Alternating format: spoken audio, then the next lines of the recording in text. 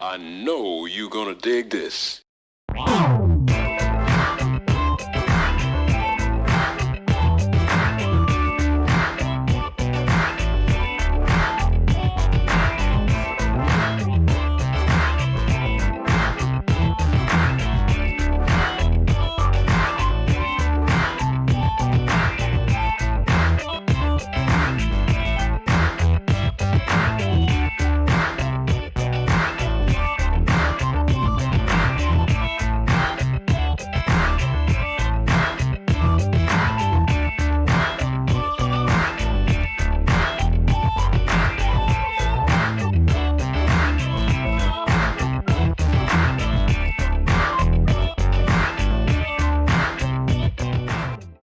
Hello, and welcome everybody to the Funk Music Hall of Fame and Exhibition Center's award-winning program, Funk Chronicles, recorded live from DATV Studios in Dayton, Ohio.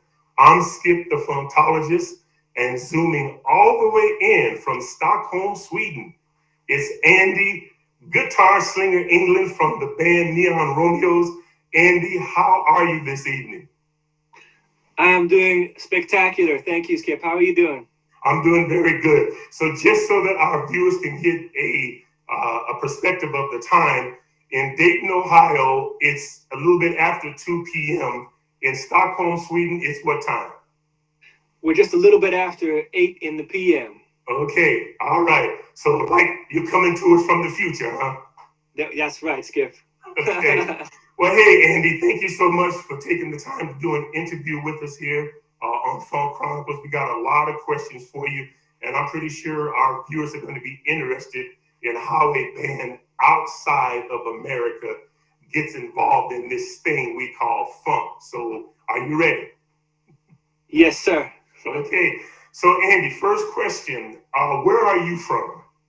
Well, I was born in New York, and I lived there until about 13 years old, and moved around the world a little bit, and I ended up in Stockholm, Sweden, where I've been living for the past 20 years about now.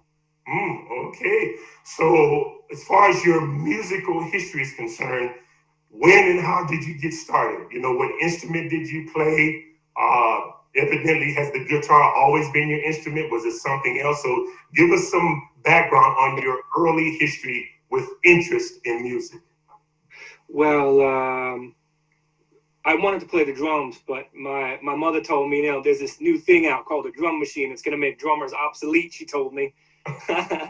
So you might want to pick up a guitar or something else. So, you know, I tried to play the drums a little bit in junior high school, the ensemble and stuff, but it was like just a snare drum, and I got kind of bored of that. I wanted to play a drum set, like, you know. So I kind of like gave it up for a few years, and then when I moved to Sweden later on, when I was about 16, I rediscovered the guitar, and I got, like, you know, Prince's Sign of the Times and Love Sexy had just come out, and I kind of rekindled my inspiration too to want to learn how to play.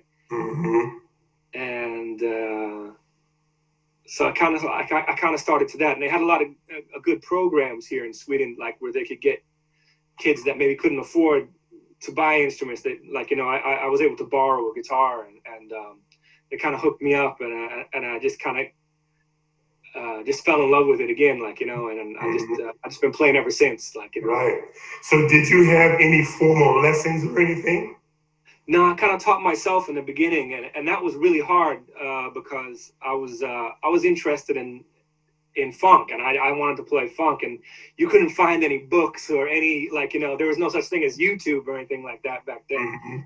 And, you know, I go into stores, and I would try to find, like, you know, James Brown or Sly and Family Stone or Prince notebooks, but they wouldn't really transcribe it correctly. Like, you know, it would be open chords and stuff like that. So it was like, it took a long time to learn how to play, and it was just by listening and experimenting and trying to find, you know, where those notes were hidden and those riffs and grooves, you know. Right. It took a long time. Okay, so how did you end up in Sweden as a 16-year-old? Well, my mother, she remarried, and they basically relocated to Sweden, and that's kind of how we ended up here. Okay. Yeah. Okay. All right. So I've already heard you mention, the names of some artists, but let's expand on that. Who were some of the artists and the musicians that you really were an inspiration to you?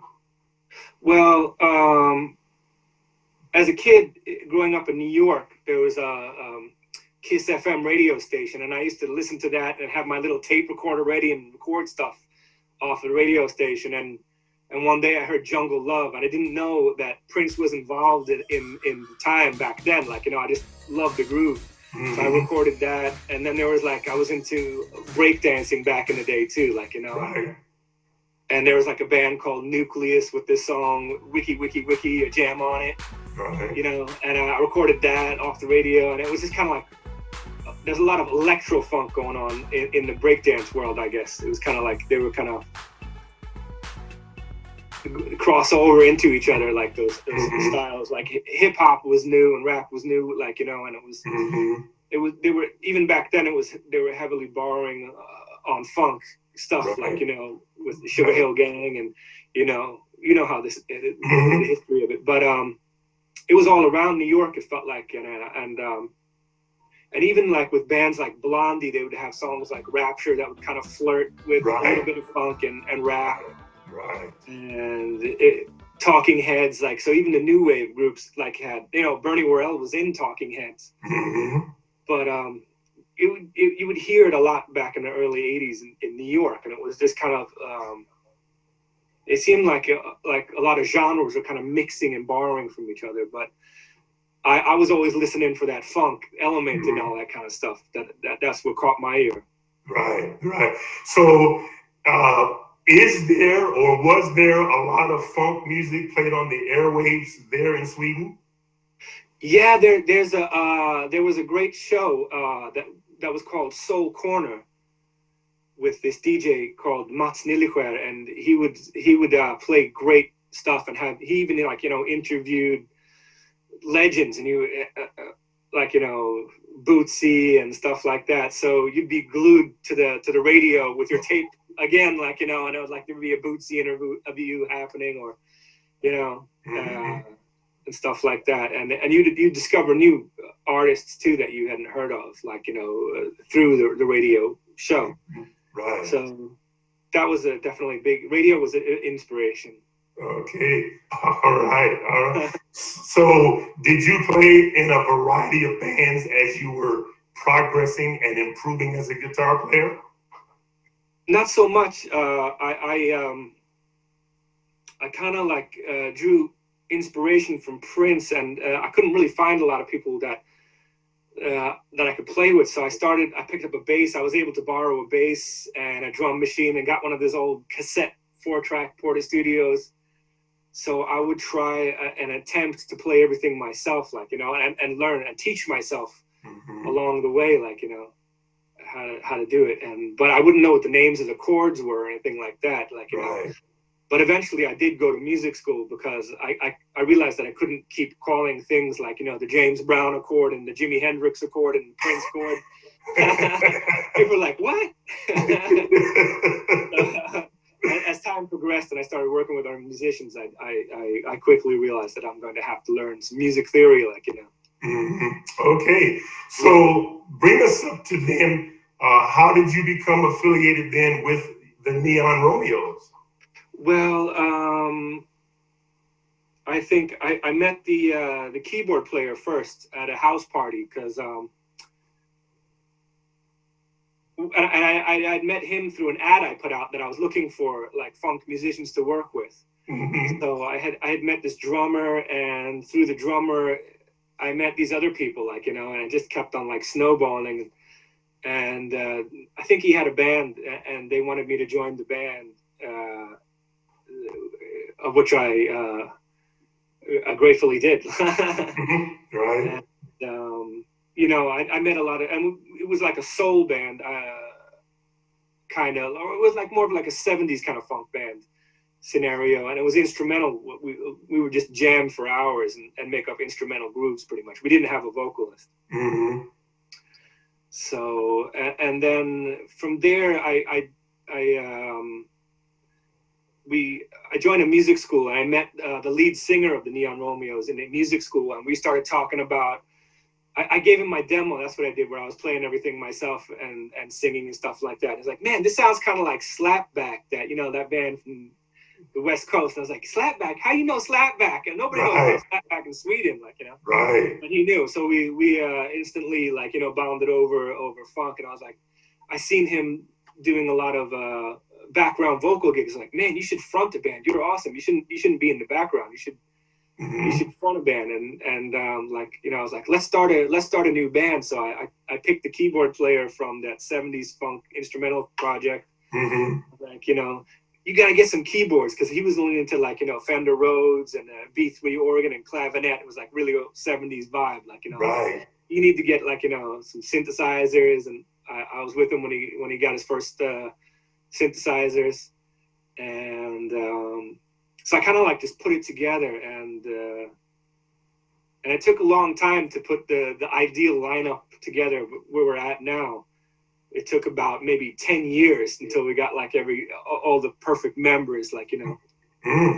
And it feels really good now. It feels like this is happening now, like, you know.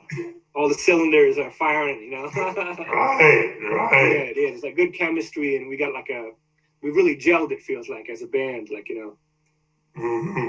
Especially on tour, like, you know, we got to know each other really well. We've toured Spain every year for the past 4 years. And during these summer tours, we got really close as friends and everything. It's like a great chemistry in the band. Right. So, Andy, you know, I guess at what point then did you see this group and like, man, we really got something, and we can do something, you know, with this band now. We're not just jamming. We're not just, you know, a bunch of wannabes, so to speak. We really have something we can put together that could record and tour on a national level. At what point did you recognize that?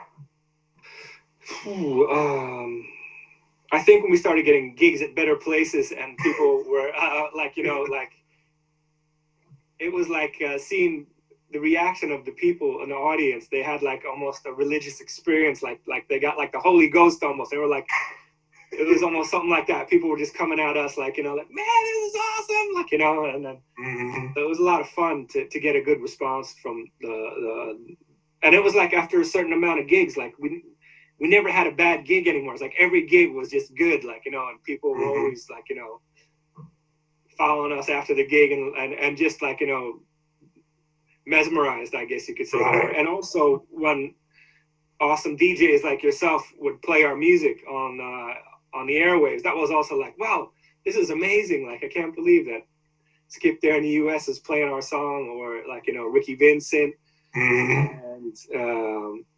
and funk promoters like Larry Funkster on YouTube and Facebook, and people back in the States giving us recognition and stuff like that.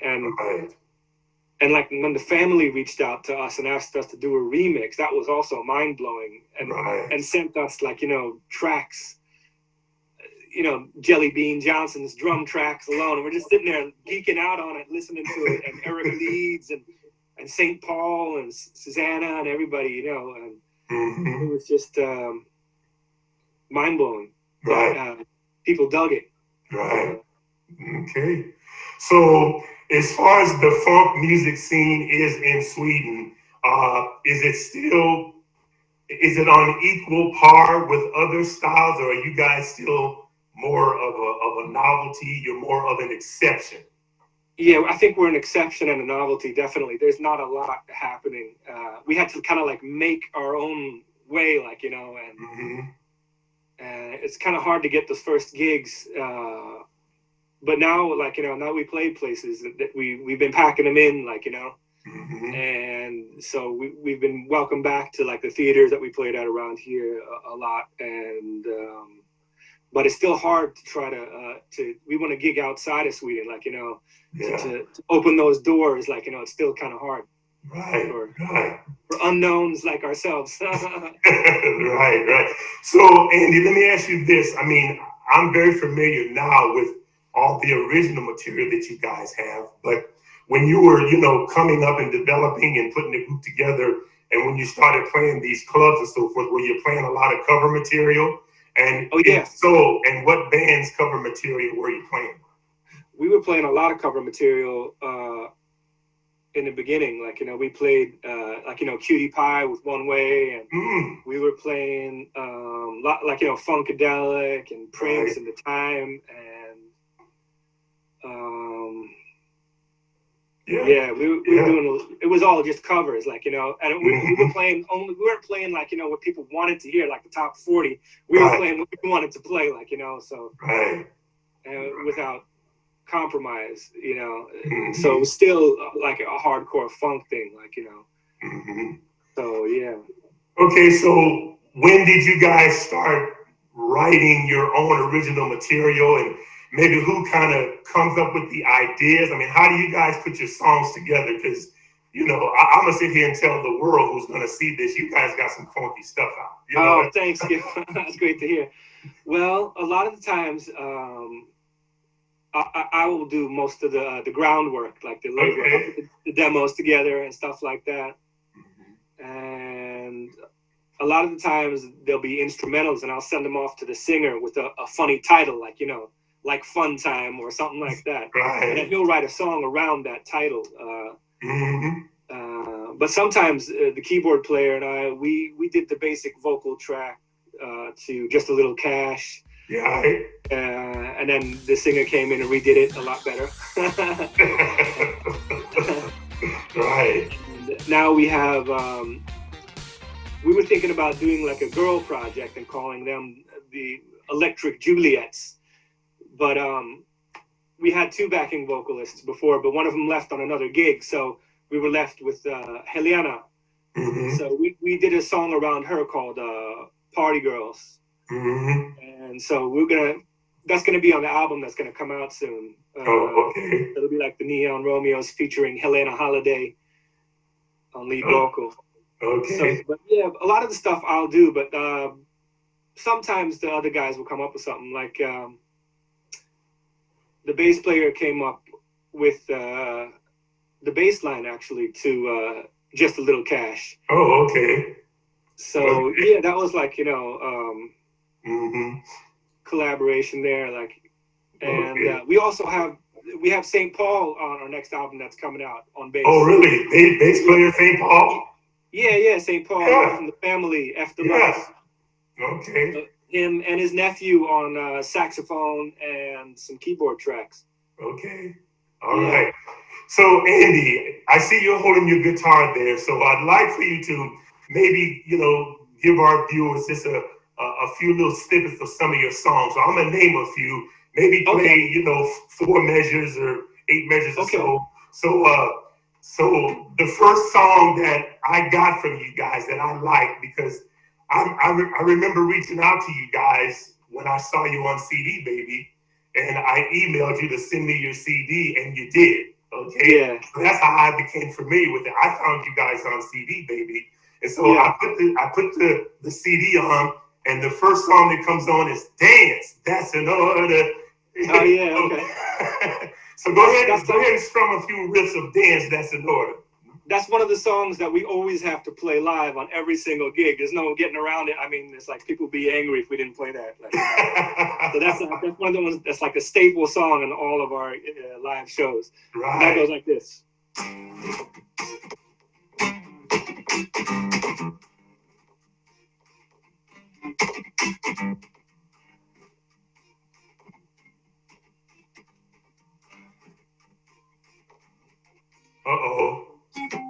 Something like that. Yeah.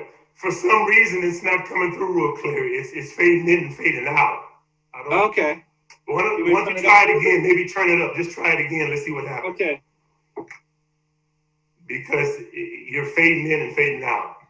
Okay.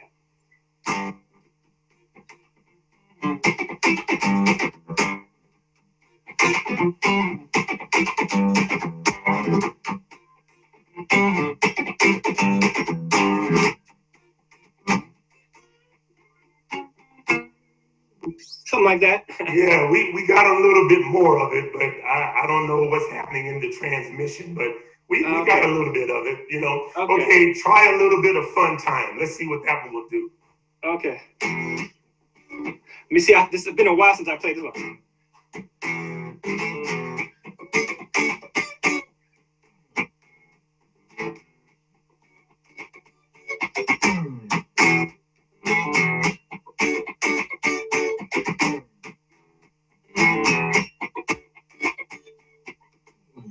That's the chorus. All right, and then you've got a more recent one, which is also is funky, Andy, Fluffy Pillows.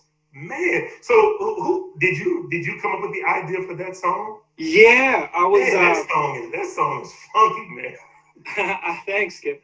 I came up with that one the day after I was at a jam session on an open mic night at a local jazz club here. Mm-hmm. So when I woke up in the morning, I just had that in my head, and I quickly recorded it down, like, you know. So, but the title Fluffy Pillows, I mean, did you title it that, or did your singer come up with it? I came up with that, and I came up with a lot of the lyrics, and on that track, I'm doing some vocals, actually. Oh, okay. And the lead singer singing most of it, but I'm doing some leads there. Okay. Well, let's see if you can give us a few measures of that Fluffy Pillow. Let me see if I can remember. This has been a long time.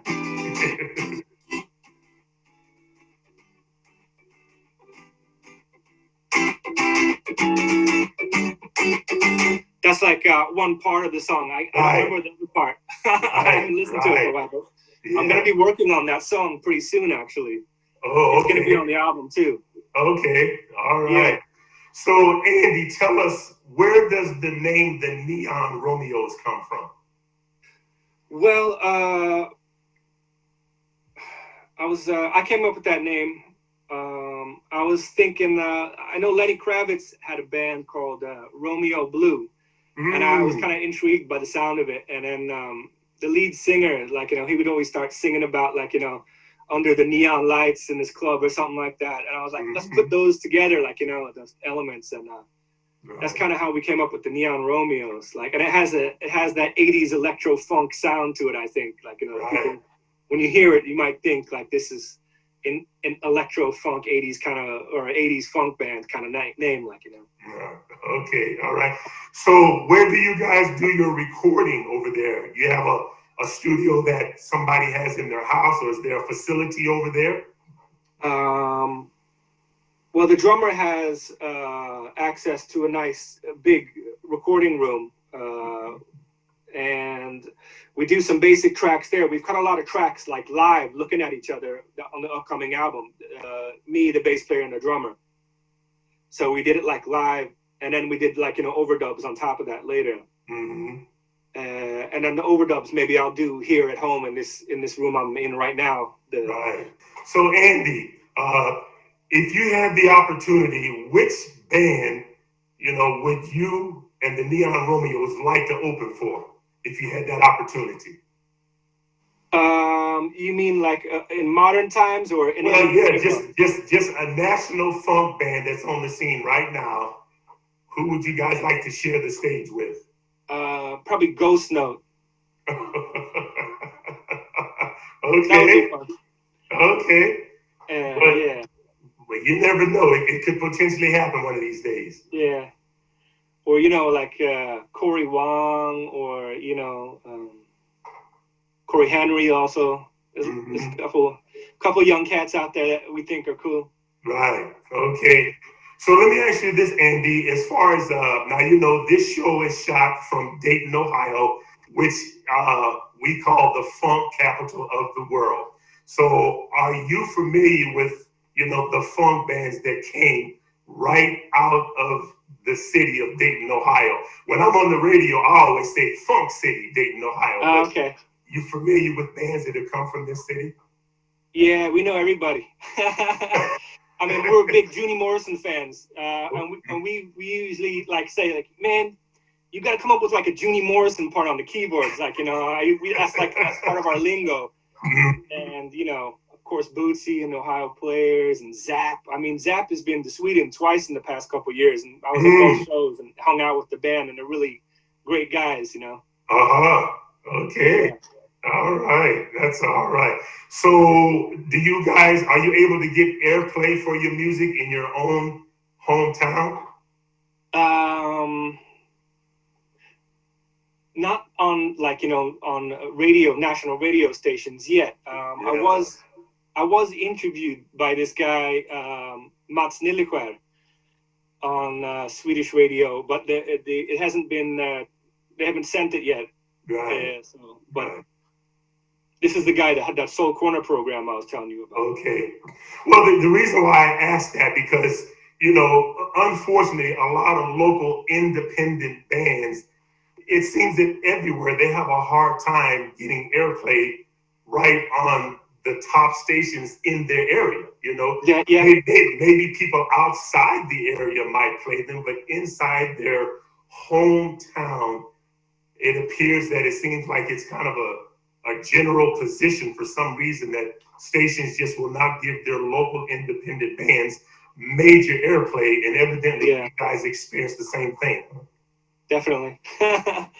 It's like we got more recognition in the States or in some other places. We had people play us in Australia, I know, and in Spain. We're starting to get like a nice following, and we were played like they even interviewed us on Spanish radio when we were there on our first tour on a big station, like, you know,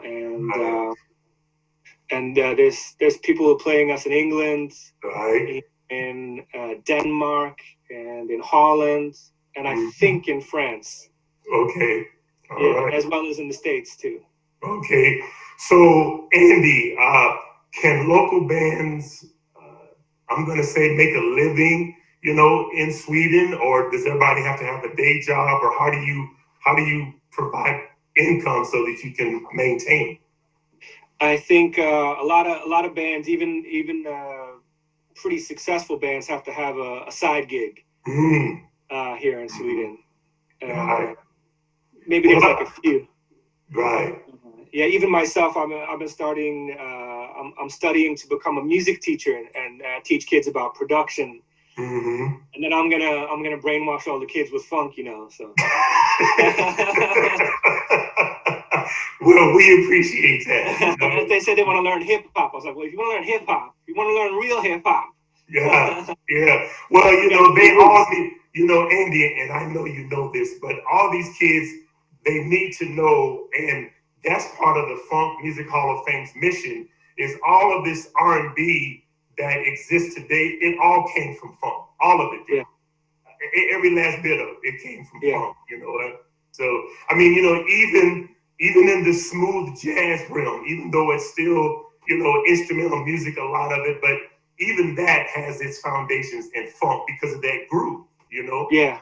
The beat and everything. So let me ask you this. In Sweden, are young people still taking an interest in a live instrument, or are they more geared towards wanting to learn the computer?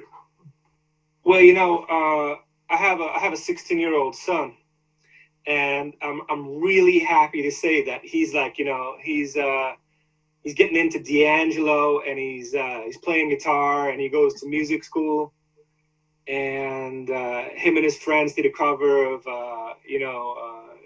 Rapper's Delight with Sugar Hill Gang live, and you know, but there's a big house movement, like, you know, house music, and a lot of that's done on laptop computers and stuff like that. So there's both. But I mean, Sweden has got a pretty good reputation, I think, of having a lot of good musicians out there in the world. They're the third biggest in English-speaking, like, pop music in the world. You have America first, and then England, and Sweden is actually third in it. We're not really an English-speaking country here. Like, you know, it's a second language. Right. So, does the school system still have music programs there? Yeah, most schools have that available, and I'm going to college myself right now, and the government pays for that. Like, you know, so I don't have to fork out that money out of my own pocket to go to college, and it's really great, you know. Okay, so as far as the Neon Romeos is concerned, the band, what are you guys looking to do in the future? What kind of goals do you have? We would love to tour more. I mean, because we love playing live, and we love recording too. But we really, I mean, the live show has gotten so good now after the tours, and we've really gotten tight as not only as musicians but as friends, and that chemistry, I think you can feel it on stage, like, you know, it emits out of the band, like, you know, and it's contagious in a good way to the audience. Right. Yeah. So Andy, give us the names of the musicians in the band and the instrument that they play. Okay, well, the lead singer, his name is Anders Rolander, and we call him Rolex. And then we have on keyboards Magnus Göte, and we call him Mankey. And then we have Jonathan Lundberg on drums, and he's an amazing musician in his own right. He has like a record label contract, and you know, he's toured Japan with his other projects and stuff like that. He's a really good fusion drummer as well. So yeah, and then we have Tobias Rydberg on bass, and we call him T-Bone. He's got it engraved on his neck now, on his bass. Right. And then the newest member is Helena Skoglund, and we call her Helena Holiday. And like I said before, we're planning on doing some more recordings with her, so we'll have that out pretty soon after the Neon Romeos album is wrapped up. We'll be working on that next, probably. Okay. All right. So, Andy, looking at the state of the music industry today, what do you like about it? What don't you like about it? What would you change if you could? Well, it would be nice to make some money. It's really hard to get paid, I think, like, you know, with Spotify and stuff like that. The payment is kind of, it seems a bit uneven. Yeah. And other streaming sites, you know, but yeah. I mean, the good thing about it is that it gives independent musicians the possibility to get things out without record labels. Right. On YouTube and other sites, like, you know, like CD Baby, like we talked about, like you had mentioned. And then I think it also allows artists to be truer to themselves without having to worry about maybe record executives trying to tell people what to do. Like, this is what you need to do to succeed or to be commercial or whatever. That I think that the good thing is that people can see how far they can take their creativity down the rabbit hole, so to speak. Like, I mean, you can do anything you want. Right. You do a funk opera if you want. Right. That's right. Well, you know what, Andy, and I think it's okay for me to say this, but I'm going to send you a link to a digital platform that you need to get your band hooked up to, because you just mentioned the Spotifys and the YouTubes and all that. And I'm not going to get into a lot of detailed discussion about it, but I've had a lot of detailed discussion about it. And unfortunately, those digital platforms are very slow, and they've got all these somewhat unreachable requirements for some groups to even see any kind of income from their creative works. But I've been involved with a platform that's been being worked on for quite a few years. And I'll even tell you this, the guy that created this platform, he told me personally that Prince approached him a few years before he died, and he challenged him to come up with a digital program that's better than YouTube and Spotify and all these other ones, so that artists can actually get paid from the advertising revenue that these platforms are making. So he came up with that. So it's just getting started. I think they're going to officially launch it in October, but I'm going to send you the link, and I highly recommend you get your band on there, okay? Because I joined it myself about, I don't know, 2.5 months or so ago. and I'm already seeing income come from it. Okay, so and he's ready for the world to know about it. So yeah, I think it's safe for me to say it, but I'll send you that link to get your band signed up. But yeah, we appreciate it. that's one of the unfortunate things. These other platforms, they're really slow about paying people for their works. You know. Yeah. Yeah. So my next question now, of course, you know, the Funk Music Hall of Fame and Exhibition Center is based in Dayton, Ohio. Are you in agreement and in support of the fact that we need such an organization? I think it's great, and it would be a dream come true if I could go there and see that museum some beautiful day in the future. That would be a dream come true to go to Ohio and to see all these legendary places like King Records and all that kind of stuff, and right, and see where all these legendary bands came from. Right. Okay. So Andy, is there anything that you would like to share, you know, with our viewers about the band and yourself that maybe we haven't covered? Is there something that you'd like to still put out there? Well, just that we acknowledge and love all of the old artists that have paved the ways through the years, of which we would be nothing. Mm-hmm. And just everything we do is out of love for funk music and African American culture, and mm-hmm.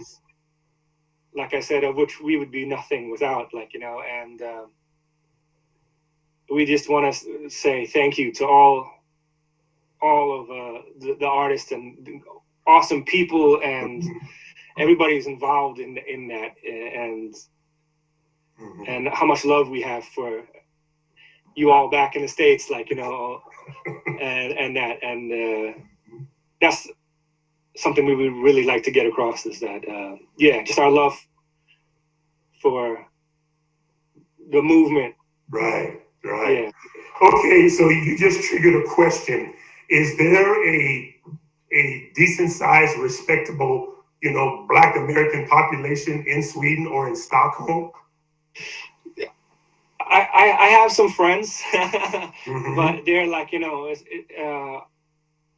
it's probably a handful, but I'm not very, like, you know, I'm not a person that goes out a lot. Like, you know, mm-hmm. I like to stay at home and record. Like, you know, work on hey, listen, I don't go out much either. I only go out when I got business to handle, you know? Yeah, right, yeah. I totally understand that. Yeah. Or if I'm performing, like, that's when I go out and party. It's if I have a gig myself, like, you know, or if, like, you know, Zap's in town, then I'll go out and party, you know. But mm-hmm. I'm not out that often. But I got a few friends. I got a friend who's an American producer here, who his name is Damon Frost, and he does a lot of cool hip hop stuff, and he's an amazing dancer. I think he's originally from the West Coast in the States, and he's a funk head too. I mean, we always geek out about P-Funk together, so you know, and we talk to each other and on the phone, like, man, have you seen this bootleg or whatever that just popped up on YouTube or whatever, you know, a live show from back in the 70s or something with P-Funk. So yeah. Okay, so I'd like for you to go ahead now and just put out some information, you know, where our viewers can just get to know the Neon Romeos, you know, put out your social media, your websites, and wherever else that people can contact the band and hear the music. Well, we're on Facebook, and you can find out a lot of stuff about us on Facebook, on Instagram. The Neon Romeos official Instagram. It's you could search for us, and it's Romeos with a Z at the end. So make sure you get that Z in there, otherwise you might not find us. And we got a YouTube channel. We're not very active on Twitter, but we got something there too. But we don't really. We're not too big on Twitter. Yeah. But mainly Facebook is the main thing, and we got a website too. Okay, and what's the website address? It's theneonromeos.com. Okay, just like that. TheNeonRomeos.com, right? Yeah. I think there's also a link that will take you there if you just write neonromeos.com. I think they both work. They'll get you there. Okay. All right. So, of course, Andy, as you guys continue your support of the funk movement, take the Funk Music Hall of Fame with you. In our hearts, always. We want you to promote it, acknowledge it, and let everybody there in Stockholm, Sweden know, hey, the funk is alive and well. We are doing our part every day, and we're going to spread that word. Okay, but we appreciate it. Well, hey, Andy, thank you so much for coming on and spending some time with us, and tell the rest of the band, congratulations and all the best with all of your future endeavors. And I personally look forward to the time, as no doubt maybe many others, when you guys can come over here to America and perform. So we're working for that. So we definitely got that as a goal for the future to get you guys here. Can't wait. Okay. And all right. I just want to say it's been an honor and a privilege to be on your show, Skip. Well, and thank Mr. David Webb and the whole Funk Music Hall of Fame and Exhibition Center staff, because it's a collective unit to make all of this happen. And thank the funk. And like I said, Dave Webb, thank you. The whole Hall of Fame, all of Cincinnati, Ohio. Yeah, and of course Dayton, Ohio, Dayton, all of it. Ohio, a lot of good music came from there. Yeah.